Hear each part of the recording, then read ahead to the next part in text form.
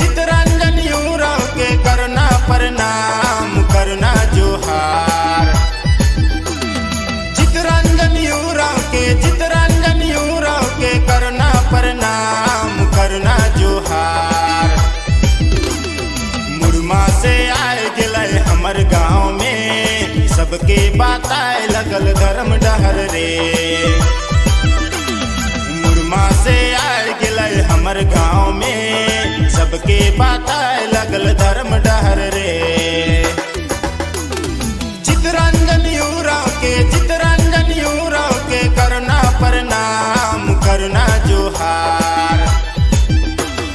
मुरमा से आए गिले हमर गाँव में सबके बाताए लगल धर्म डहर रे।